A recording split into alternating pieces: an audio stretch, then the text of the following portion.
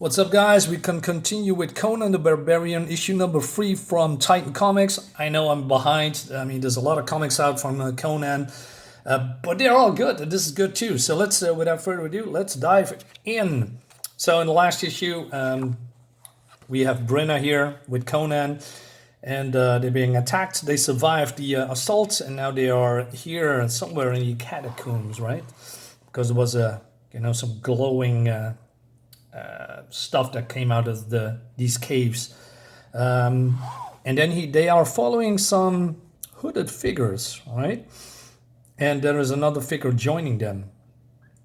And so what they are doing, approaching a metal band door, one of the figures draw forth a hook-like shaft from the sleeves of the robe and inserts it between the two sections of cracked stone.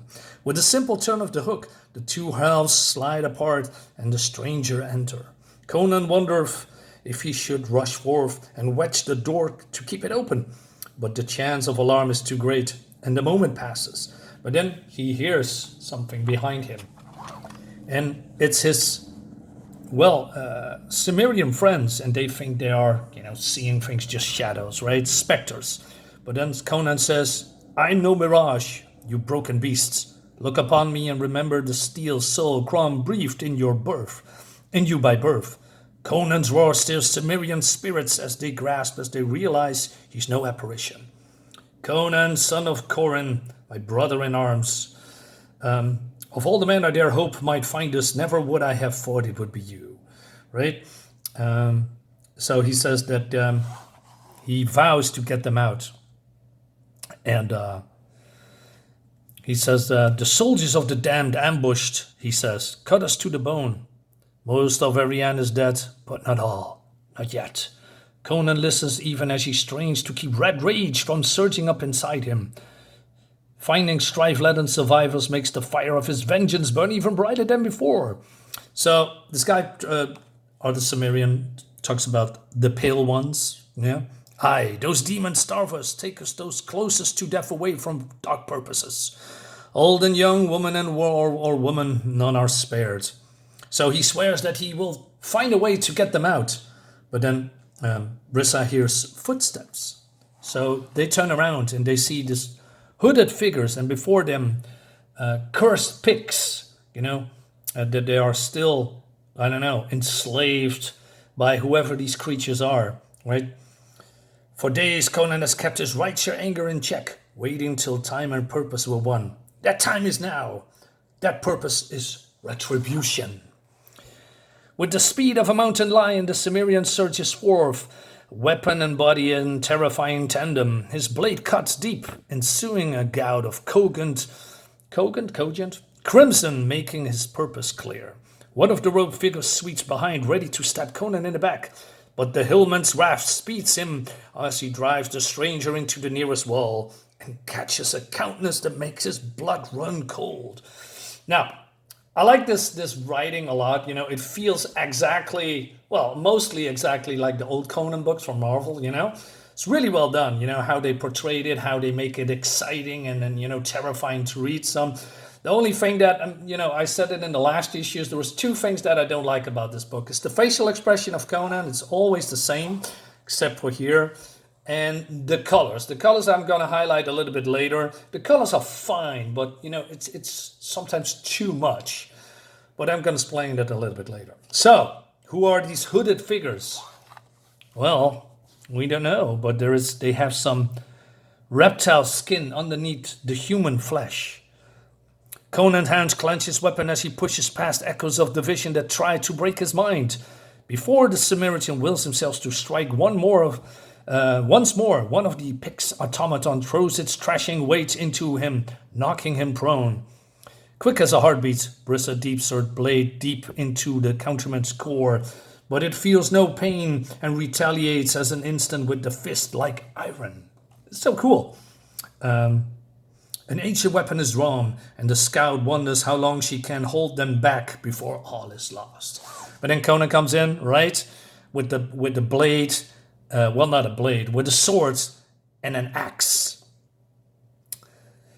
Her answer comes in league-high letters of blood, a reaver's rage that will not be denied.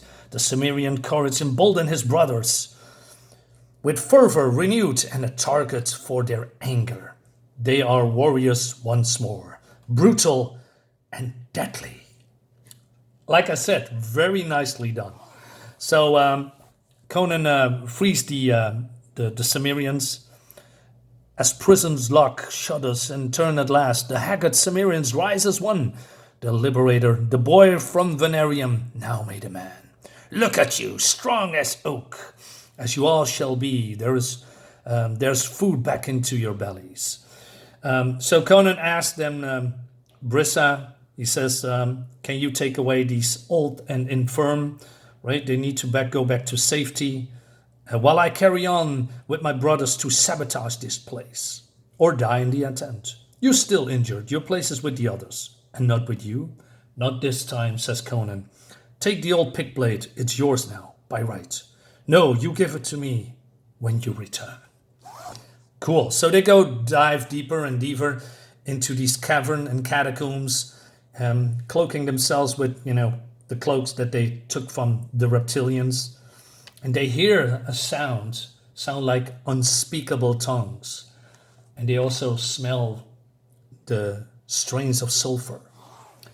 And there is, not a sacrifice, but enchantments.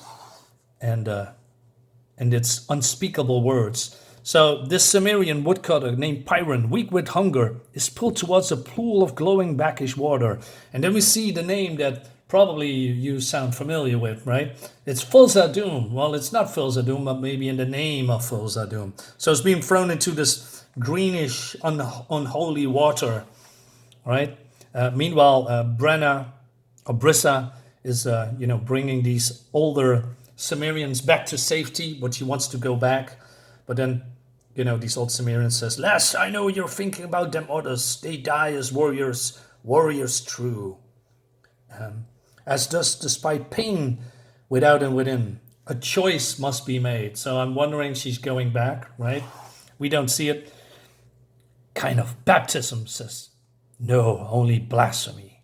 There is no scream, but Piran's shuddering limbs make it clear the strange warrior is anything but holy. So Conan nods, and they come closer and closer, and we see some faces in this water.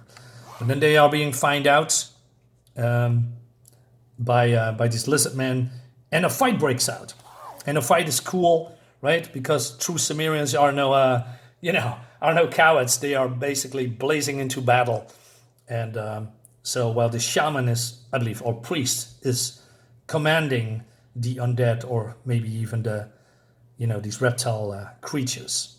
Is there a plan? Says the Cimmerian. Yes, the same aspect, I suspect, barked by that bone-faced bastard. Slay them all! It looks great. Look, like I said, the art looks very like Sal Buscema, right? Or John Buscema's art. You can clearly see that Rob Della Torre, who's the artist here, is inspired by them. Looks great. Too much coloring. I mean, look at this arm, man. How much coloring do we need? We have white, we have greenish, we have a little bit brown, we have flesh-like color. We have, of course, the blacks in here. I think this is too much. And we have, of course, this weird smudges on the wall that I never understand why Photoshop guys doing that. It's not as intrusive as other books. Well, because there's way too much Photoshop in other books. This is fine, I guess. It's personal opinion, personal taste, right? I like to, I wish that the colorists tone it down a little bit more, maybe more... flat colors would be nice. If you have free tones, skin color, darker skin color, or lighter skin with black, it would be perfectly fine. But, that's just me. Anyway, they hold their own, but there's just too many and they are getting cornered. Some of the Cimmerians died. So at one point, Conan cannot, go further anymore. So he trips, and then he uses his strength to leap across the abyss. Well, this old Cimmerian falling into the water, right?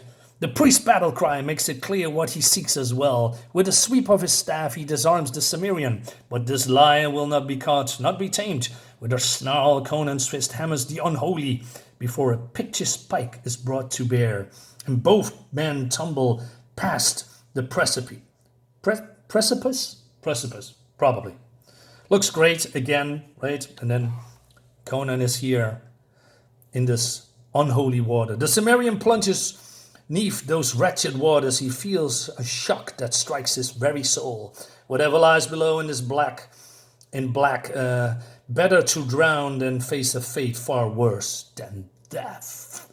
That leads us to the next issue. Yeah, great stuff. Like it feels really like the older Conan books. We have some covers here. I believe that Marvel did modern Marvel did Conan not justice, injustice probably the word, right? So it's good that Titan Comics took over the IP and bring it forth what it should be, a badass, kick-ass, cool Conan books that we all wanted, and now we have it. So guys, let me know in the comments below what you think about this. More is coming. See you next time. Bye bye.